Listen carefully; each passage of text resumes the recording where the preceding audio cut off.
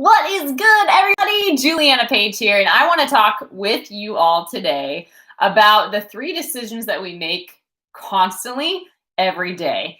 And these are really important because when you get a handle of how you're making decisions every day, you can be more intentional about how you show up and how you live your life each day. So, I'm going to tell you what they are, and then I'm going to walk you through some insights too, okay? So, I made sure to write some of this down because I really want to make sure that all this good stuff that was being downloaded to me, I get to you. So, number 1 is we are deciding every moment really what we're going to focus on. And that's really powerful. Every moment, because you can only focus on one thing at a time. I know the world and other people would love to have you believe that you can focus on multiple things at once. You might be able to be effective in juggling multiple things, but you really only can focus on one thing, one moment at a time. Okay. So for example, is it going to be faith or fear? Is it going to be worry or confidence? Is it going to be anger and frustration? Or is it going to be trust and surrender, right? It doesn't always have to be opposite, but you get the idea. Okay. So, this hair is kind of funny, huh? Whatever. It's doing its thing. Whatever. Okay. Number 2 is we decide what different things that we focus on. We decide what those mean. Okay. So we attach meanings to things that happen in life. So for example, even with the pandemic at the time that I'm making this video, even in this time, people decide what this means, right? Some people are saying, oh, God is punishing us, right? Or some people are saying, oh, this is a great opportunity to get more family time in. Or some people are saying that this is the worst thing that's ever happened to my life and I have no clue why, this is happening or what the heck I'm going to do, right? So there's meaning that's assigned to what's happening. And as many as there are different people, that's as many meanings as there are, right? And then number 3 is we decide what we're going to do about that information. So we decide what we're going to focus on. We attach meaning to what we're focusing on. And then we decide what we're going to do or not do because of that. Now, why is this important? Because what you focus on can really either empower you or it can disempower you. Okay. And when we attach meaning to something, it's usually not going to be a strong meaning it's not going to be something that's going to lead to growth, lead to productivity, lead to energy and motivation if you're coming up with that meaning in a disempowered state. So for example, when you're afraid, when you're worried, when you're frustrated, when you're angry, when you're overwhelmed, that is typically not when the best creative solutions are flowing from you, if at all. In fact, I don't know that really they come from that place at all. You might argue that tough times, right, really help you to come up with creative solutions. That's great, but you're still coming up with those solutions after you've had a freak out, usually. And then you decide what action you're going to take or not. So for example, if you are focusing on how things are not working out and how people are not showing up the way that you need them to show up and how your finances are just not where they need to be right now and how you're never going to be able to have all the time that you need to get things done, right? You're focusing on everything that's not working, okay? Then the meaning that you're attaching to that is, oh, I just need to work harder. I need to communicate what I need from other people better. Or I basically am not enough, right? Life isn't working out for me because I'm not enough and I'm not worthy of it working out, right? Like that's deep, but you get it. And then what's the action? I'm just going to do more. I'm just going to take on more. I'm just going to be like go mode and hustle and like be a control freak. This is an example, okay? So here's the thing. These are usually what people are focusing on, and you can kind of assess for yourself where you might fall. You might either be focusing on what you have or what's missing. Okay. Now, when you focus on what you have, I'll get to this in a second, the state that's connected to that and the action that usually follows, but you can kind of anticipate this. Or when you focus on what's missing. Okay. Next one, you focus on what you can control or what you can't control. What you can control versus what you can't control. You focus on the past, the present, or the future. Okay. So let me kind of break these down a little bit. When we focus on what we have, we really go into a state of gratitude. Oftentimes, when we focus on what we have, we're grateful because there was a time that we didn't have those things. We have more, and we have what people are praying for. We focus on how we can be more present in what we have, and how we can be more grateful for what we have, and how we can communicate that we're grateful for what we have. When we focus on what we have, there is a filling in our spirit that happens. We just feel overwhelmed with the goodness of God. Sometimes we feel overwhelmed with how provided for we are, with how things are working out for us. We just feel content. And that's a really great place to be, right? Because when you're content, you can almost be like a hollow bamboo. Creativity can flow through you. Solutions can flow through you. You can just be present and be intentional about what's happening without needing it to be different. When we focus on what's missing, there will never be enough.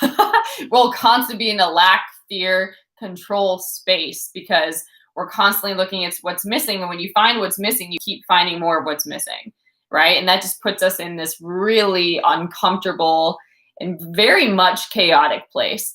Then when you focus on what you can control versus what you can't control. When I focus on what I can control, I'm not caught up in all the extra because all of my focus is going into what I can control. And what I can control needs all of my focus, right? But when I focus on what I can't control, that's usually when I'm feeling worry, fear, doubt, anxiety, right?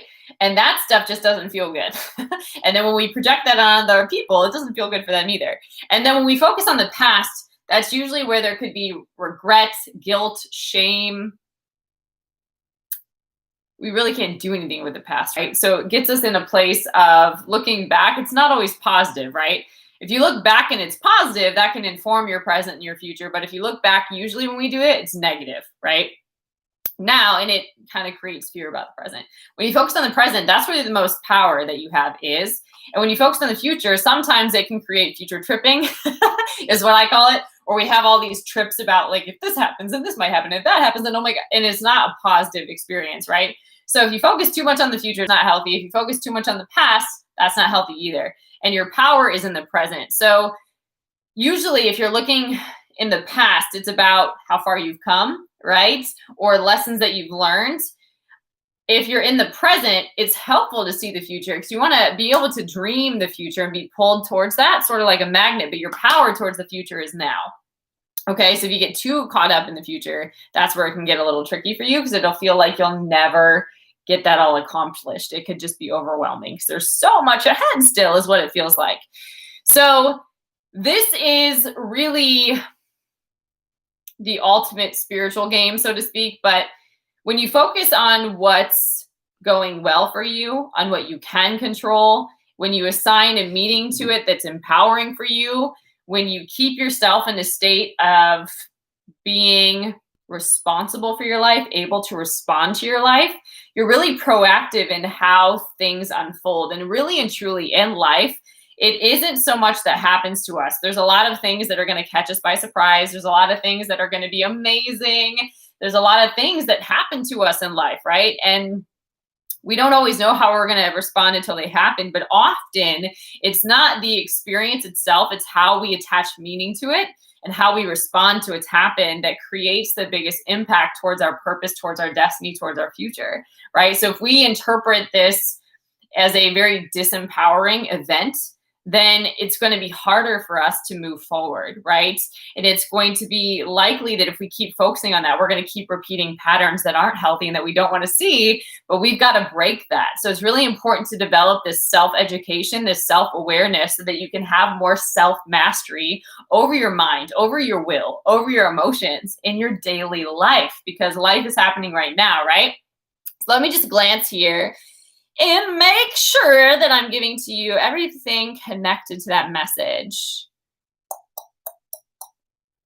All right, so yeah, this is really personal lifestyle programming, these decisions. I'm going to decide what I'm going to focus on in any moment. I'm going to decide the meaning that I attach to that, and I'm going to decide the action that I'm going to take as well. So, and I'm really, really going to focus on what I'm focusing on. I'm going to think about what I'm thinking about because I know the power that that has towards my future, okay? So here are a couple of more things that I want to share with you. Really just this way to get out of this when you're feeling like, oh my God. Okay, so number one is knowing how you suffer. It's really important. What happens when you're afraid or when things aren't going well? How do you suffer? Number two is decide, recognize how you suffer, recognize that that's happening, and determine your state. Determine that you're not going to suffer, that suffering is actually a choice, okay? And then remember that what your worst day, what that bad thing is that's happening, it could be your best by faith, because nothing is impossible for God, and God works all things for good for those that love him and those that are called according to his purpose. So this is really a 90-second rule, so to speak, but give yourself an allowance to feel what you're feeling. Your feelings are valid, but they don't have to be truth, and a lot of times they're not, okay? So they're informing you of something. They're going to inform you of what you're not going to tolerate if you let them, right? And then you can decide by faith your next steps, okay? So for example, if you're having a really off day, give yourself 90 seconds to acknowledge that you're feeling this thing and it's really uncomfortable. But number two, after 90 seconds, I'm determined not to tolerate this suffering and not to let these moments wreck my whole day. I'm going to take control of this, and I'm going to focus on what's most relevant and what's most necessary right now. And I'm going to get myself in a good place, whether that's breathing and doing some deep breathing, even with your hands in your stomach for a few seconds, whether that's just getting your mind clear and kind of like massaging your temples and just bringing some relief to your mind, right? Whether that's even writing a list of your new priorities for the day, whatever it is, but you're determined that you're not going to tolerate suffering. You're not going to let that run your life, okay? And then you switch into faith, because this isn't something that you can often do in your own strength. This is superhuman. This is supernatural, right? So as you do that, you'll make it a habit of constantly seeing good things and focusing on the highest, most empowering thought that you can come up with, and attaching meanings that serve you and taking action accordingly. So if you start practicing this, you'll really learn how to stretch yourself, how to not be intimidated when things don't go your way or when things don't meet your expectations. And you'll learn to be kind, be a little bit kinder to yourself and to others as you follow these steps and make this a daily practice. So I hope this serves you. And until next time, guys, stay blessed. Bye.